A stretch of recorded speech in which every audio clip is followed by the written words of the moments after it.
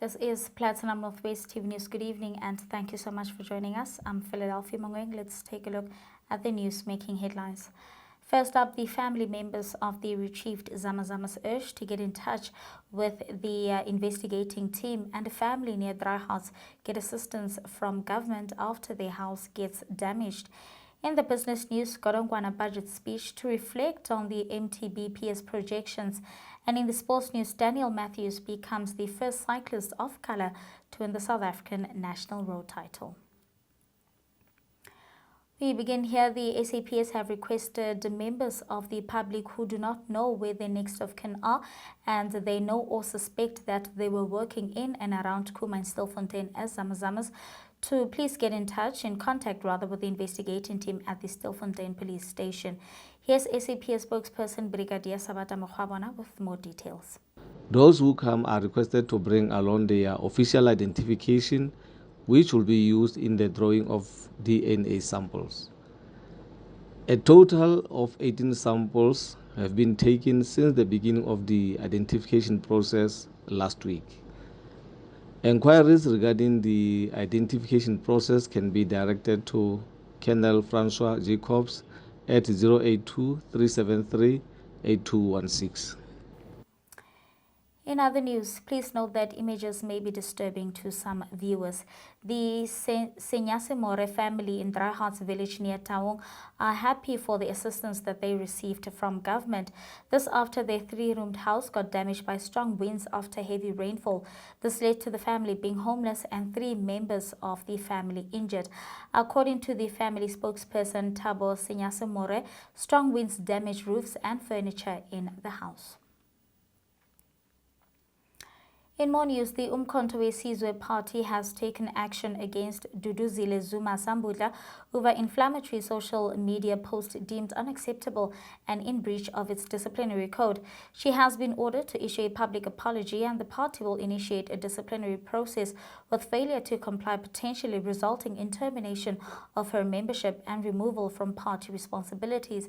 The move is seen as an effort by the party to maintain discipline and unity within its ranks. The development highlights the party's commitment to upholding its values and code of conduct. The MK party has reaffirmed its commitment to maintaining unity and discipline within its ranks, emphasizing that all members must uphold the principles enriched in its constitution and code of conduct.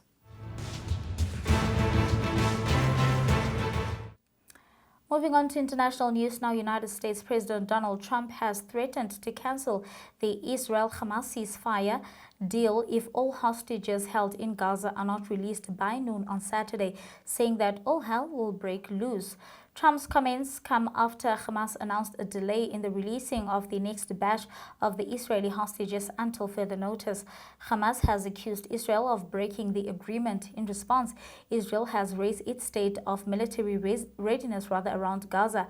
Arab nations, Hamas and the Palestinian Authority rejected Trump's proposal seeking to resettle Palestinians permanently away from the devastated Gaza Strip.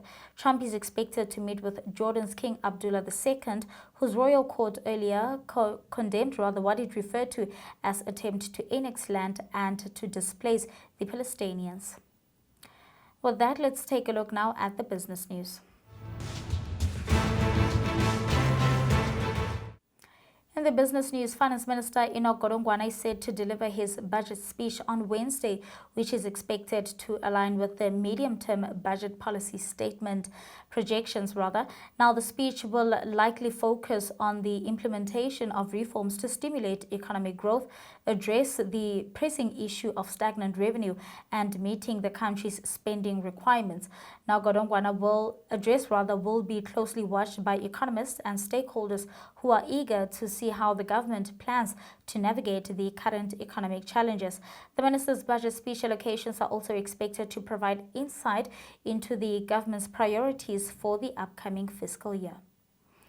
And that's all from the business news. Up next, we get the latest in the sports.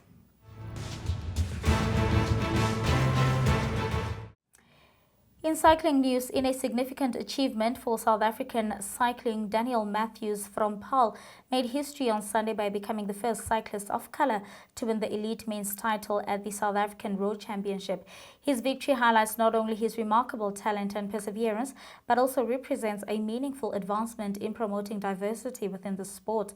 The championships were held in Midvaal in Gauteng and featured some of the top road cyclists in South Africa. After completing a challenging 165-kilometer course, Matthews finishes in first place with a time of 3 hours, 45 minutes and 28 seconds.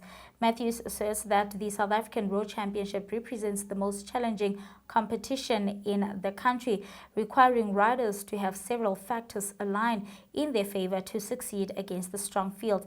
The upcoming event in Matthews' schedule is the Tour de Rwanda, an 8-day race commencing later this month. In cricket news now, Proteas batsman Matthew Breetzke achieved a remarkable milestone by setting a new world record during his one-day international debut against New Zealand. However, he expressed disappointment with the outcome. Breetzke delivered an impressive performance with a 150-run innings as South Africa commenced their Tri-Nation series against New Zealand and Pakistan in Lahore on Monday. The 26-year-old opener contributed significantly to the team's performance by establishing a competitive target of 304 runs for the New Zealand team. However, under Kane Williamson leadership, New Zealand surpassed the target, achieving a 6-wicket victory. On Wednesday, the Proteas will compete against the host team Pakistan in a match that will determine which team will advance to face the Black Caps in the final on Friday. This precedes the commencement of the ICC Champions Trophy the following Wednesday. And that's where we're going to have to leave it for tonight. Thank you so much for watching. I'll be back again tomorrow evening. Till then, good night and take care.